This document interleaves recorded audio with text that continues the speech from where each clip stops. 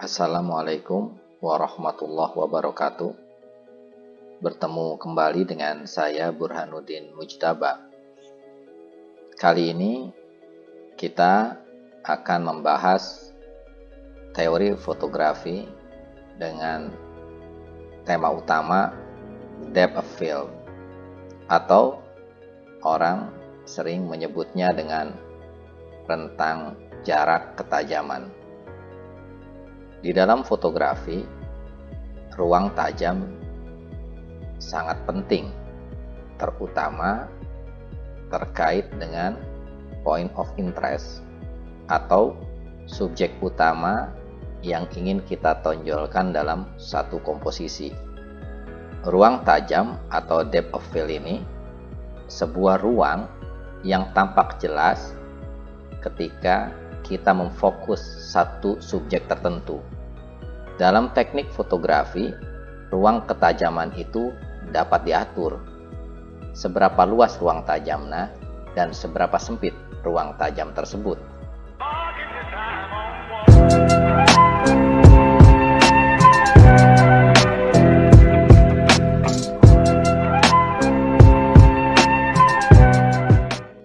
Coba Anda perhatikan gambar berikut.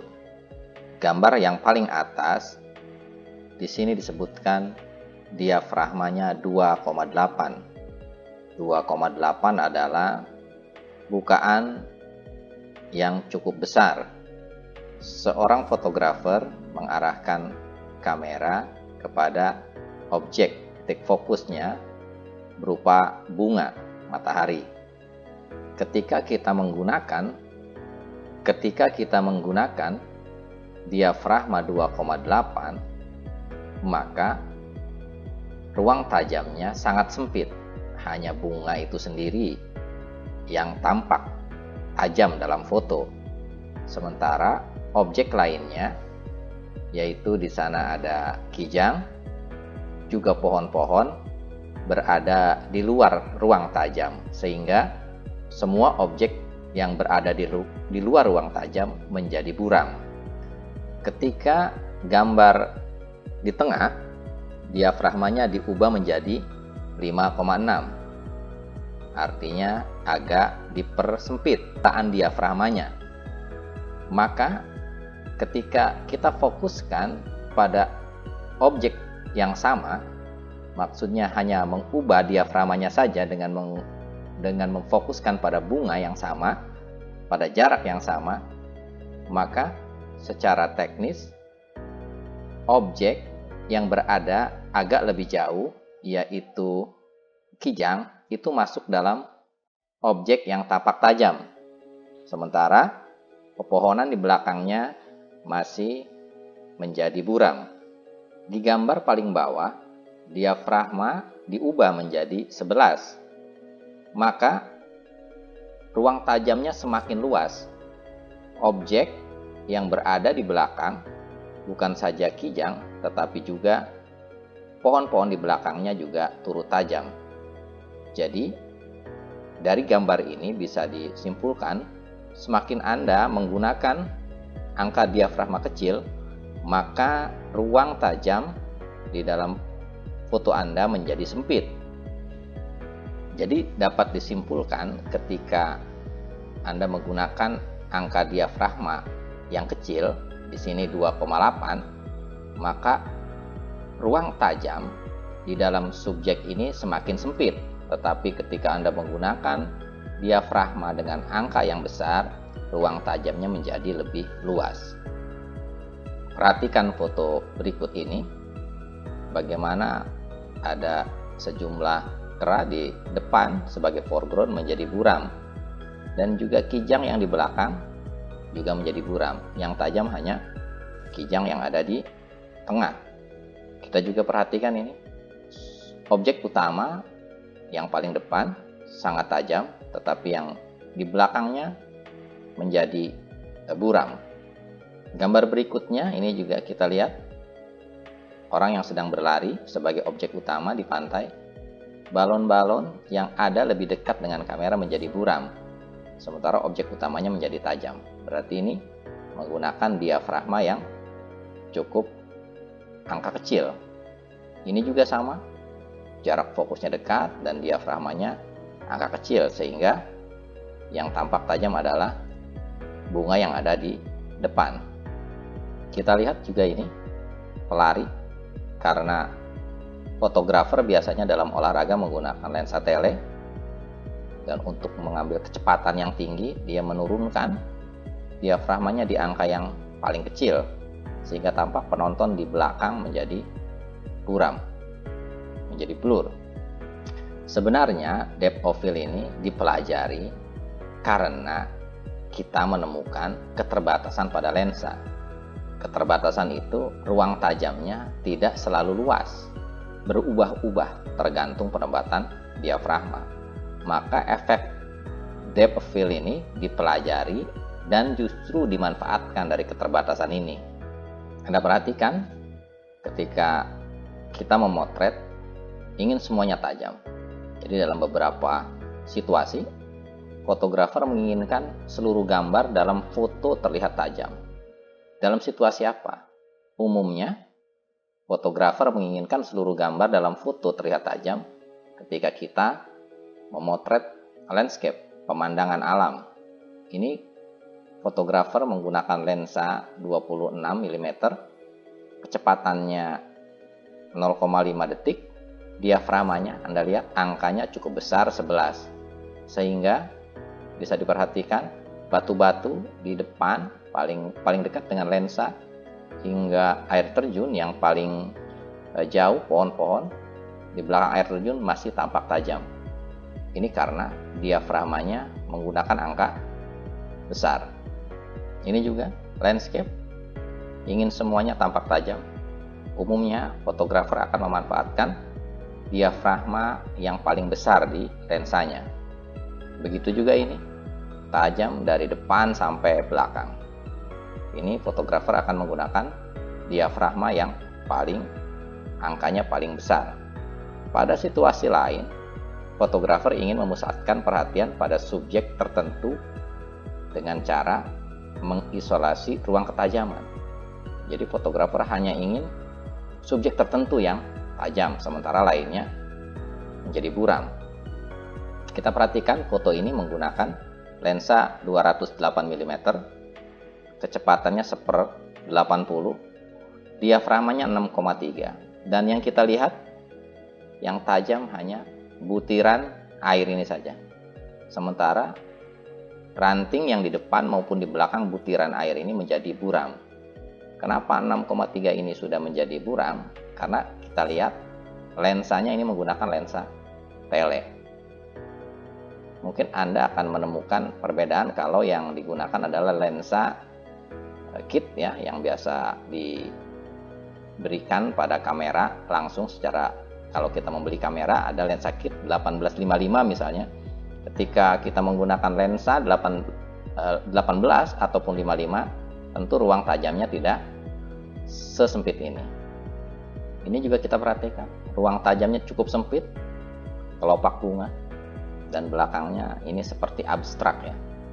Jadi kelemahan lensa ini dimanfaatkan fotografer untuk membuat efek foto dengan ruang ketajaman yang dapat diatur panjangnya. Sering sekali ketika orang melihat latar belakang atau background sebuah foto menjadi buram atau blur, itu dianggapnya sang fotografer adalah termasuk kategori fotografer profesional. Sebenarnya ruang latar belakang yang buram atau blur itu tidak terkait dengan kemampuan profesional atau amatir. Jadi itu terkait dengan settingan pada kamera dan jarak foto kamera dengan objek utama. Mari kita lihat apa yang membuat foto itu bahkan bisa diatur seberapa tajam background yang kita inginkan, seberapa buram background yang ingin tampak terlihat. Jadi efek depth ini, depth of field ini, yang membuat latar belakang, jadi bukan hanya latar belakang ya, bahkan latar depan juga bisa menjadi buram. Ini biasanya disebutnya, ada istilah umum disebutnya bokeh. Wah, gambar backgroundnya bokeh gitu ya. Jadi sebenarnya sama aja, ini hanya sekedar istilah. Ada yang nyebut bokeh, ada yang disebut selective focusing. Kalau bokeh ini setelah ditelusuri ini bahasa Jepang, berarti menjadi kabur ya. Bukan kabur lari, tetapi buram ya. Ini bokeh ini digunakan untuk menyebut latar belakang dan atau depan yang sangat kabur pada sebuah foto. Jadi bokeh ini menceritakan subjek yang tidak fokus begitu ya. Di dalam bahasa Inggris ada disebutnya selective focusing. Dia menyebut sebuah foto dengan karakteristik yang menonjolkan ketajaman subjek utama. Jadi kalau bokeh itu membicarakan background yang buramnya, kalau selective focusing adalah kalau kita mau memotret suatu objek utamanya saja yang harusnya menjadi tajam dan jelas, sementara objek yang tidak utama ya diburamkan, begitu kira-kira. Jadi ini sebenarnya sudut pandang saja. Kalau bokeh itu membicarakan latar depan atau latar belakang objek utama, sementara selective focusing membicarakan objek utamanya lah yang harus fokus. Yang mempengaruhi DOF itu ada 3 di dalam fotografi. Faktor yang mempengaruhi DOF itu hanya ada 3. Yang pertama diafragma, yang sudah Anda tahu ya tentunya, termasuk dalam segitiga exposure. Kemudian focal length, berapa ukuran lensa yang Anda pakai. Focal length itu 18 misalnya atau 55 ya. Di dalam lensa tinggal Anda putar, mungkin Anda sebut ini zoom ya. Lensa zoom, di dalam lensa zoom biasanya ada focal length yang umum yang disediakan oleh pabrikan ketika kita membeli kamera entry level, biasanya diberikan lensa kit itu 1855, itu yang disebut focal length. Juga kemudian jarak fokus, seberapa jauh objek yang kita fokus. Ini akan sangat mempengaruhi berapa buram atau berapa tajam sebuah objek akan tampak di dalam foto. Kita lihat, jadi perubahan diafragma yang pertama ya. Jadi seandainya Anda memotret dengan diafragma 2,8, lihat fotografer yang paling kiri ya, menggunakan baju merah, ini menggunakan diafragma bukaan 2,8. Mungkin di kamera Anda tidak ada bukaan lensanya yang 2,8 ya. Biasanya umumnya di lensa kit itu 3,5 paling kecil. Ini ketika difoto oleh yang bukan 2,8, ini karpet merah ini menandakan ruang tajamnya. Jadi sebegini saja ruang tajamnya. Ini jaraknya sama nih. Ini 10 meter ya. Disimulasikan 10 meter. Jadi ketika menggunakan Anda jarak 10 meter dengan bukan 2,8, ini kira-kira ruang tajamnya ini sekitar berapa? Mungkin 3 meter ya. Tetapi begitu Anda menggunakan diafragma 8, yang pakai baju biru ini, fotografer yang pakai baju biru ini menggunakan diafragma 8 dengan jarak yang sama, fokusnya di sini. Di mbak-mbak pakai baju biru juga. Ini ruang tajamnya sampai pohon pun ikut tajam. Jadi dari subjek utama fokusnya di 10 meter sampai jarak 20 meter itu masih tajam. Nah, ketika yang baju kuning ini memotret dengan diafragma 22, ruang tajamnya semakin luas. Bahkan dari 4 meter di depan fotografer sampai tak terhingga. Jadi semua yang ada di rentang karpet ini akan kelihatan tajam. Tetapi ketika kita menggunakan f2,8, karpet itu semakin sempit ya, semakin sempit atau ruang tajamnya semakin sempit, maka benda apapun yang berada di depan ruang tajam ini atau di belakang ruang tajam ini akan menjadi buram. Perubahan diafragma dengan bukaan diafragma lebih sempit, yang tadi ya, lebih sempit itu berarti angkanya besar ya, akan lebih banyak yang terlihat fokus. Sebaliknya, dengan dibesarkan, jadi kalau kita ubah angkanya kecil, bukaannya itu semakin besar, akan lebih sedikit latar belakang, latar depan dari suatu pemandangan yang menjadi tajam. Nah, ini juga sebagaimana kita bahas pada pertemuan sebelumnya, kemarin kita latihan tentang shutter speed priority. Nah, sekarang ini adalah aperture priority. Jadi, artinya pada saat mengukur exposure itu kan kita mesti yang yang harus ada di tengah ya, yang mengedipnya itu ya, kursornya harus ada di tengah. Nah, kita memprioritaskan angka diafragma. Mau berapa kita menggunakan diafragma? Oh, kita pengen gambarnya semuanya tajam, berarti kita gunakan diafragma di angka terbesar. Di umumnya lensa yang Anda punya itu biasanya 22 ya.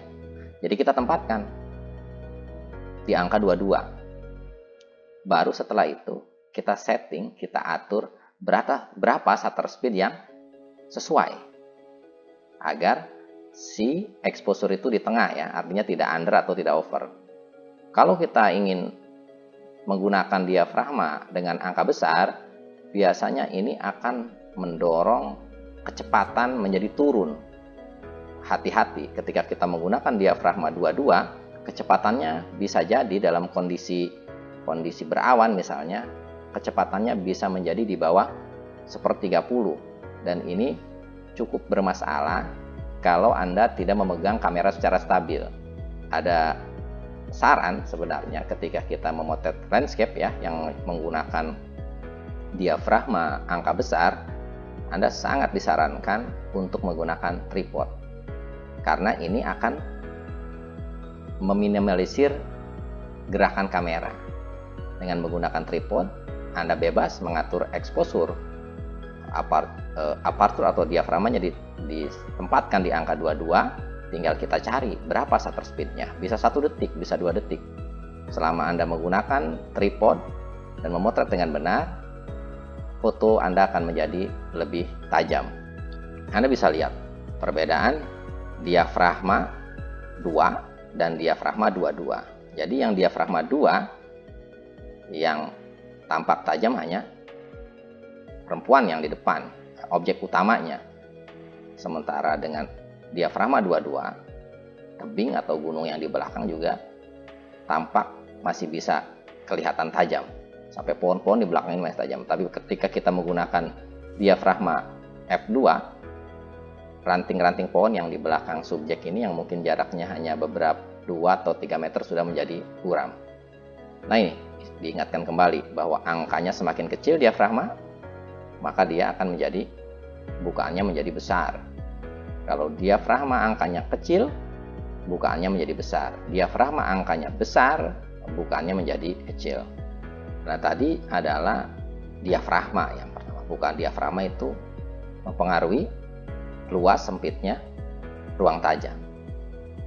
Nah, sekarang diubah. Jadi seandainya diafragmanya sama, tetapi jarak fotonya berbeda. Anda perhatikan. Yang ini yang baju merah, jarak fotonya 1 meter. 1 meter ya, ini. Ruang tajamnya ini hanya setengah meter, sekitar setengah meter ya, ruang tajamnya ini, yang karpet ini, yang merah ini. Tapi ketika subjek utamanya menjauh dari kamera, dari fotografer, di jarak 5 meter, ruang tajamnya semakin lebar. Ini sekitar 4 meter. Tetapi si fotografer yang berbaju kuning ini ketika menempatkan subjeknya di jarak 20 meter, jadi titik fokusnya yang dari 1 meter, 5 meter, ini yang 20 meter. Maka ruang tajamnya dari jarak 10 meter sampai tak terhingga. Ini dengan diafragma kita samaratakan 8 ya. Jadi di simulasi ini diafragmanya 8, lensanya 70 mm, tetapi dengan mengubah jarak subjek, mengubah jarak fokus, ruang tajamnya juga akan berubah. Makin jauh objek, makin panjang ruang tajamnya. Lensa yang difokuskan ke tempat yang tidak terhingga mempunyai ruang tajam yang tidak terhingga pula. Nah, ini sebaliknya, ketika kita menempatkan subjek utama sangat dekat dengan lensa, maka ruang tajamnya juga semakin sempit. Anda perhatikan ini, lebah ya, kelihatannya ini lebah. Yang difokuskan mata, sayap, badan lebah ini sudah buram. Padahal kita tahu bahwa lebah itu tidak lebih dari 1 cm ya. Jadi artinya dopnya ini mungkin 1 mili atau setengah mili ya, setengah milimeter. Jadi sangat sempit. Karena gambar ini diambil menggunakan lensa makro. Lensa makro itu kita bisa mengambil dari jarak ke objek utamanya itu 2 cm. Umumnya lensa-lensa yang bukan lensa makro itu jarak terdekatnya itu 15 cm. Jadi kalau kita memajukan lagi lensa lebih dekat, objeknya akan menjadi tidak fokus. Jadi jarak terdekatnya kalau lensa yang pada umumnya itu 15 atau 20 cm ya. Tapi kalau Anda mempunyai lensa khusus, lensa makro atau disebut juga lensa mikro, Anda bisa memotret dari jarak yang lebih dekat lagi. Ini yang ekstrim.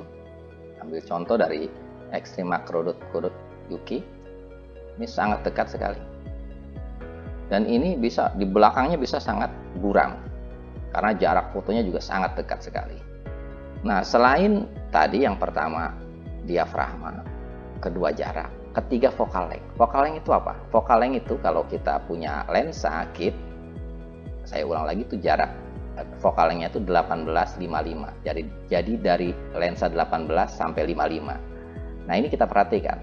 Yang fotografer yang baju merah ini menggunakan lensa 28 dengan simulasi jarak objeknya di 10 meter ya. Jadi ada yang menggunakan lensa 28, diafragmanya 8, jaraknya 10 meter. Lensa 28 ini masuk kategori lensa wide ya. Maka jarak dari 2 meter sampai tak terhingga itu masuk fokus. Tapi begitu lensa Anda ubah, ganti menjadi focal length-nya 70 mm dengan jarak dan diafragma yang sama, maka ruang tajamnya dari 5 meter sampai 20 meter. Begitupun ketika kita ubah lensanya menjadi lensa tele 200 mm pada jarak 10 meter, ruang tajamnya hanya tinggal setengah meter. Jadi lensa focal length juga sangat mempengaruhi ruang tajam. Semakin wide lensanya 2,8, ruang tajamnya semakin luas. Semakin tele lensa yang digunakan, semakin sempit. Jadi Anda juga harus perhatikan penggunaan lensa bila Anda ingin memotret sesuai keinginan. Jadi sekali lagi, focal length semakin wide, artinya tadi ya kalau Anda pakai lensa kit berarti 18, lensa yang paling wide-nya itu 18, akan lebih banyak yang terlihat fokus. Tetapi ketika Anda menggunakan focal length semakin sempit, semakin tele maksud saya, berarti kalau di lensa kit itu lensa 55 ya, maka akan lebih sedikit yang terlihat fokus. Nah, ini kita lihat sudut pandang berbagai jenis lensa ya. Jadi ada lensa fish eye lebar sekali 180 derajat, ada lensa 28, ada lensa 50, ada yang sampai lensa 500. Sebelumnya kita pelajari dulu ya pada materi kuliah peralatan dan anatomi kamera. Nah, ini tabelnya seperti ini. Jadi yang mempengaruhi DOF itu jarak subjek dengan kamera, tadi fokusnya di mana? Bukan diafragma, dan panjang focal length. Jadi semakin lebar, DOF-nya akan semakin luas, semakin lebar kalau jarak fokusnya jauh. Diafragma, DOF akan menjadi lebar kalau jarak fokusnya jauh ya. Jadi misalnya dari 1 meter ke 3 meter itu DOF-nya akan lebih lebar yang 3 meter. Diafragmanya kecil, angkanya besar berarti bukannya kecil itu, jaraknya juga akan menjadi lebar. Lensanya wide berarti lensa 18 misalnya, itu akan membuat DOF-nya menjadi lebar. Sebaliknya, kalau kita menggunakan lensa tele, di lensa Anda berarti ini lensa 55 ya. Kemudian menggunakan diafragma besar, berarti ini lensa Anda kalau di setel di 55 itu diaframanya tidak bisa 3,5. Biasanya ini akan berubah ya. Diaframanya mungkin akan ke 5,6 ya kalau nggak salah ya. Nanti dilihat saja. Biasanya itu di lensa kit itu ketika kita ubah focal length-nya, diaframa terkecilnya juga akan berubah. Jadi diaframanya besar, katakanlah di 4,5 ya, dan jaraknya dekat 1 meter misalnya, itu Anda akan mendapatkan dove yang tersempit. Jadi bila ingin membuat dove tersempit, pakai diafragma terbesar, berarti angka terkecil di kamera Anda, dekatkan dengan subjek. Jadi kalau motret orangnya dideketin, mungkin jaraknya cukup 1 meter ya, dengan focal length terpanjang, focal length-nya 55. Mungkin jarak 1,5 meter ya, biar 55 ini orangnya juga kelihatan. Jangan sampai nanti malah matanya saja yang kelihatan kalau terlalu dekat, kalau pakai focal length-nya yang terpanjang. Nah ini lihat, fokusnya di sini, 2 orang, objek utamanya tajam dan di belakang sudah blur. Ini juga objek utamanya tajam, di belakangnya jarak 1 meter dia sudah buram, sudah blur. Jadi ini memang jaraknya dekat ya. Ini berdampak pada dove-nya juga sempit.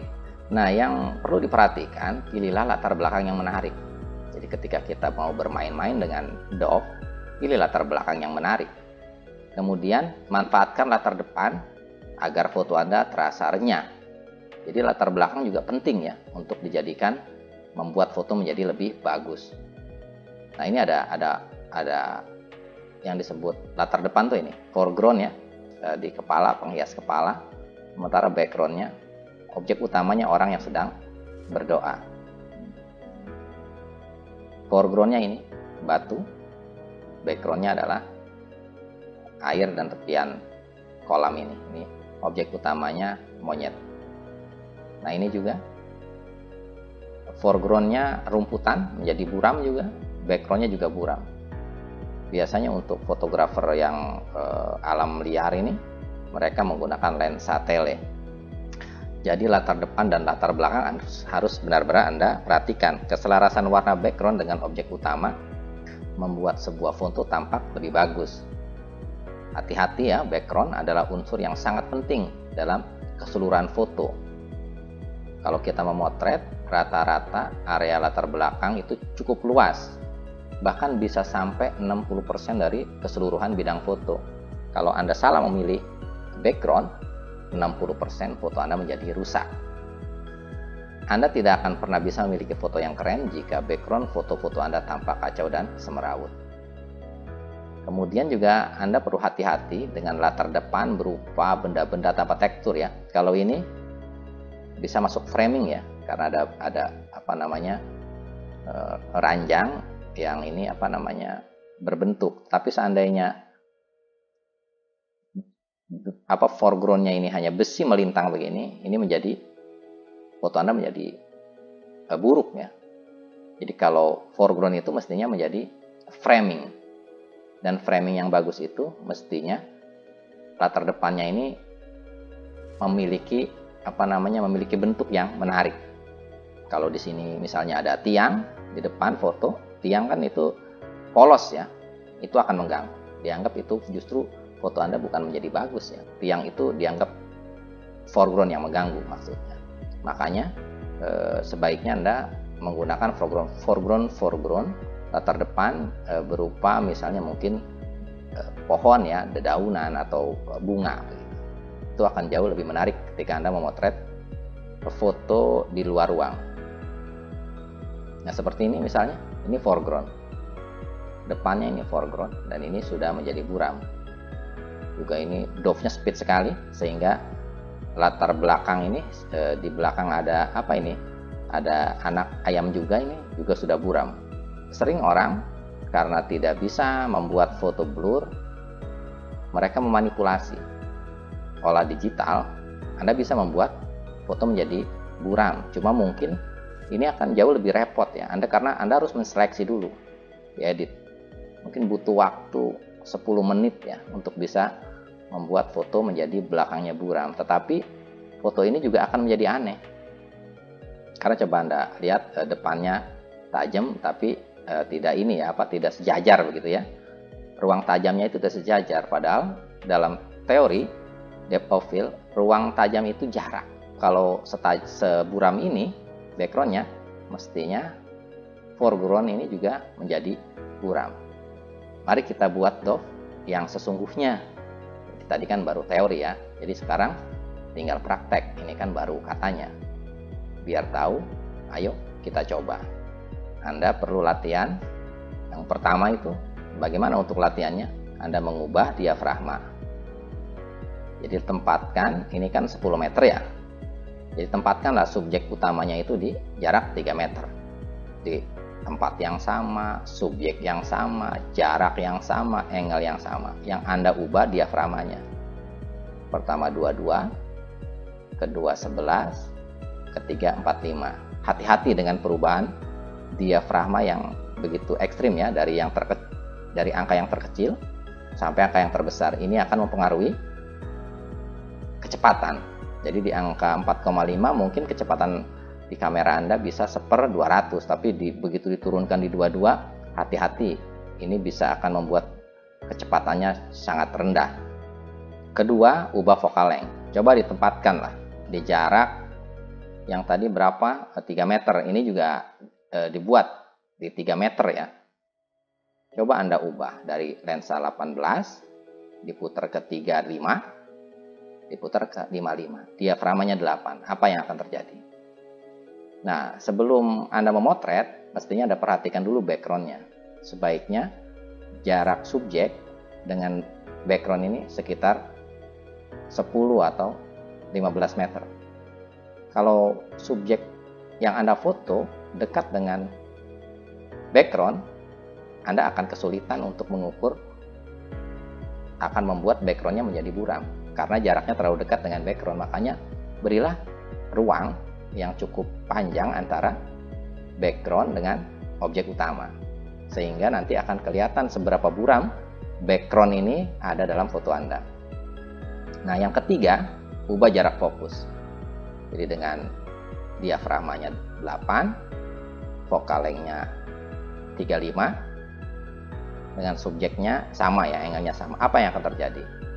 Yang 2 meter, yang 6 meter, dan yang 20 meter. Berarti Anda mesti memotret di lapangan ya. Di lapangan yang punya jarak rentang sekitar 20 meter. Saya pikir cukup banyak lapangan punya ruang tembak sekitar 20 meter. Artinya Anda ini tidak bisa memotret di sembarang tempat. Mesti Anda mencari lapangan, cari yang backgroundnya mungkin pohon-pohon atau gedung-gedung yang punya tekstur yang menarik ya tentunya. Demikian, silahkan dicoba. Sampai ketemu pada materi berikutnya. Terima kasih atas perhatiannya. Semoga bermanfaat. Diakhiri, Assalamualaikum warahmatullahi wabarakatuh.